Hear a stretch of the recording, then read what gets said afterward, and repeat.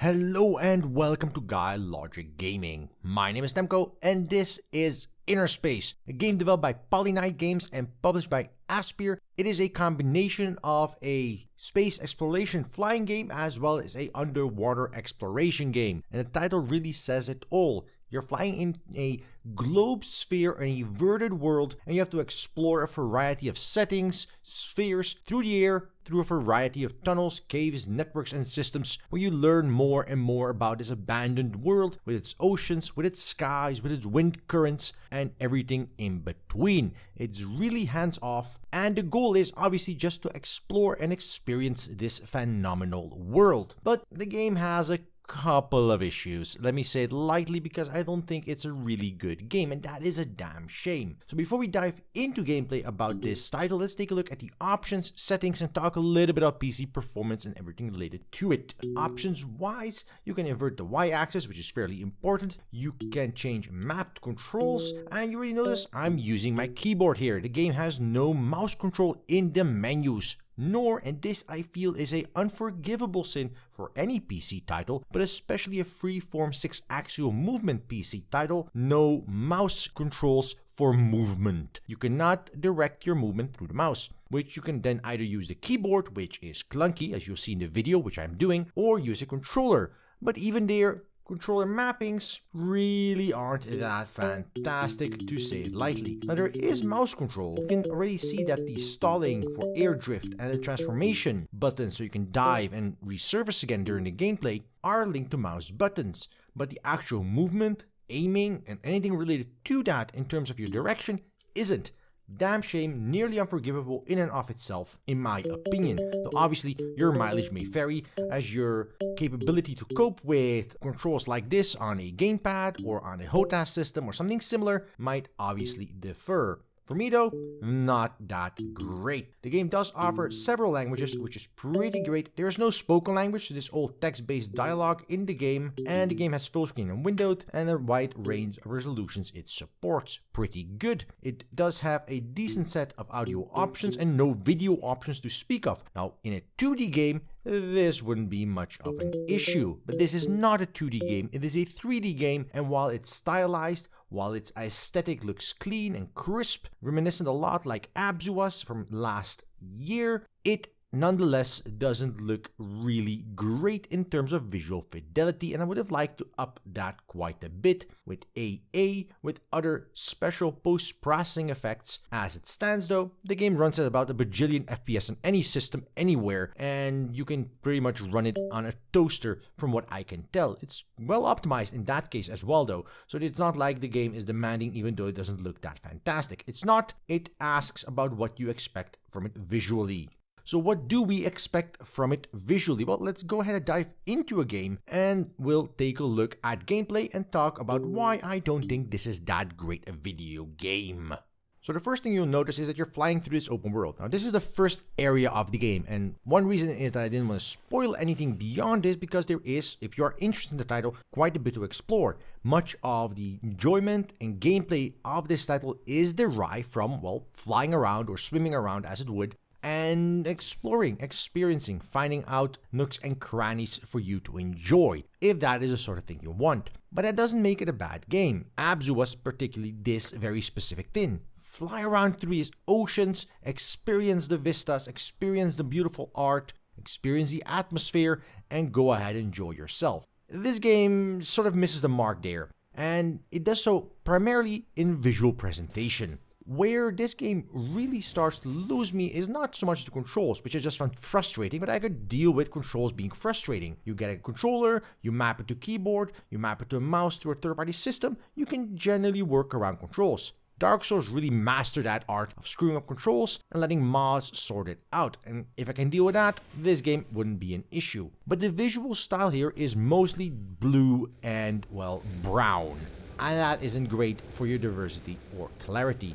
Especially so when the water is blue, the sky is blue, when you're underwater the walls are blue, the force fields are blue, The walls blocking you from moving are blue, and every combination and shade of blue is used to denote waves, crests, and changes in scenery. Because as you can see, this isn't a ocean below you, a sky above you scenario. This is a spheroid, and you're on the inside of it. The title of the game sort of says it all, Innerverse.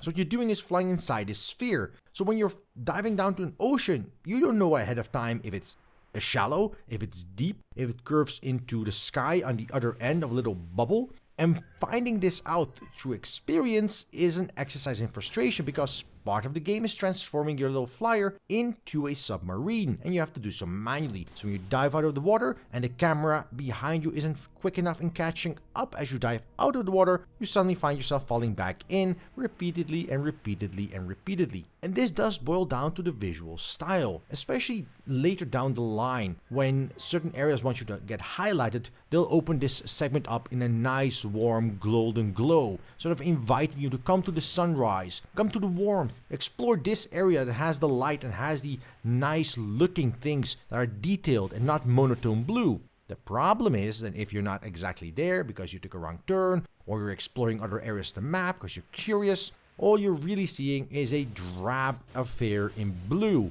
That sort of loses all cohesion and meaning, as even areas that have color and texture and quality attached to them, low fidelity as it might appear, are suddenly blue and drab and dead. And while that's probably an intentional choice by the developers, it results in a world that is lacking clarity, lacking visual style, lacking visual cohesion in terms of communicating to the player. All it really does is just annoy, frustrate, and bore. Another issue I have with the title is, well, you apparently can die. You can hit into walls, you can keep on smacking into everything, you can keep on driving yourself into a corner of a force field, never to give a shit whatever happens to your little flyer. And while the game makes a spectacular noise and sound as if you're breaking apart like a little rickety thing you look like, instead you just sort of curve away and keep going where you left out without any harm, delay, or issue. I understand from the perspective of the game that it's supposed to be relaxing, it's supposed to be flying around, but if that's the case, then stop me from bumping into things. And if I bump into things, make it a soft noise, make it a clean noise, make it something that isn't harsh. Right now it sounds like somebody's throwing a piano out of the sky on the ground from 20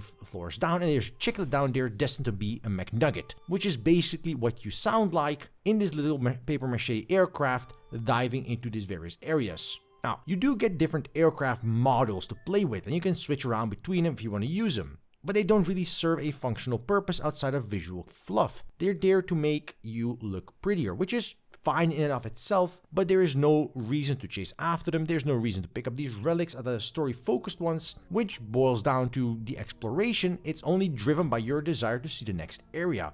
And that again hinges very heavily on the audio and visual presentation. Now, the visual presentation, as I said, I am not a fan of. It's low fidelity, it doesn't allow you to create higher fidelity, and though the world's inner spheroid idea is unique and interesting and quite compelling in many ways, its implementation of, well, the blue is blue and blue is everywhere really does not mesh that well. Having said that, the audio style also sort of glitches in together. Several occasions when the music was playing or an effect played, I had to take a double take whether or not there was something going on with my speakers or my headset, or if the game was lagging out or glitching out, because it sounded like somebody just mashing random keys on a keyboard.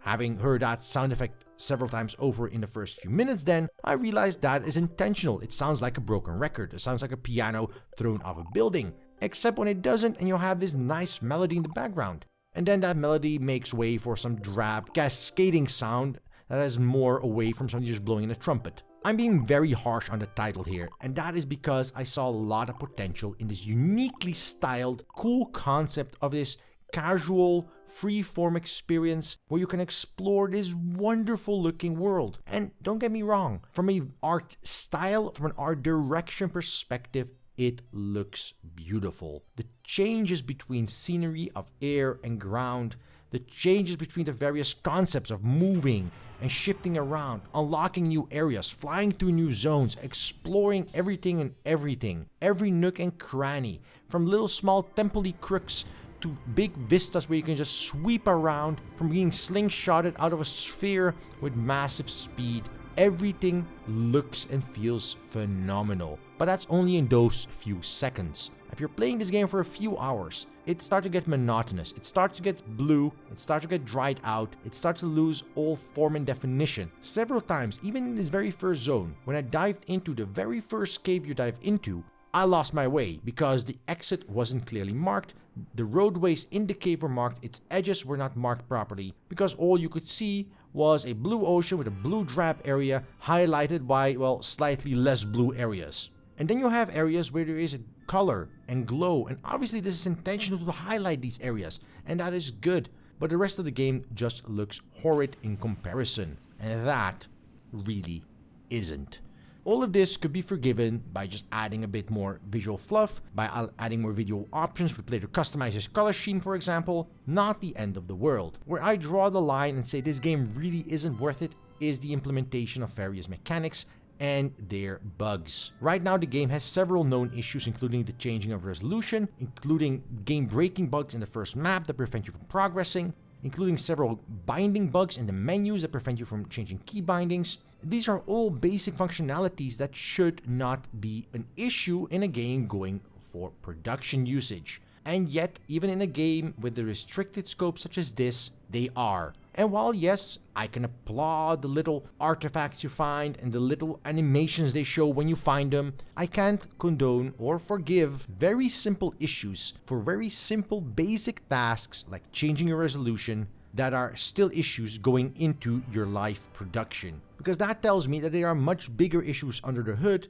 that are preventing you from fixing those small ones, that you're working on core components, or it tells me that you don't really give a shit, and that doesn't bode well either for the title. All in all, InnerSpace started off with a great idea. Explore the world in this unique facet, figure these things out, look at our beautiful maps, look at our beautiful art style, experience our beautiful world, but what it ended up with was mostly an exercise in frustration where I tried to learn how to fly my glider into the ocean without collapsing on a puddle in the ground, or tried getting out of the water without falling back in a variety of combinations when all textures turned blue and I didn't even see where the hell I was flying at that particular point.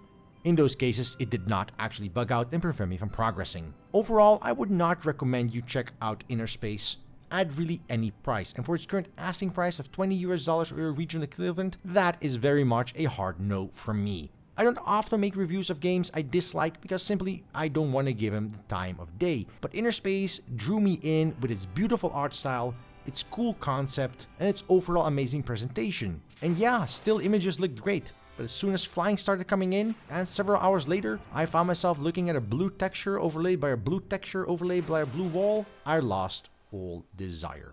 InnerSpace is available over on Steam for $20 or your regional equivalent, and though I would not suggest you check it out, obviously my opinion is my own and you might find this very charming indeed. If you do, you can check it out in the link down below. So thank you for watching. If you like this video, press that like button down below. If you didn't like this video, there's a dislike button for exactly that purpose, and leave a comment. Tell us what you thought about this title. And if you want to see more content like this on the channel, just press that subscribe button down below and we will deliver. So until then, I wish you a good day, and until next time, right here on GuyLogicGaming.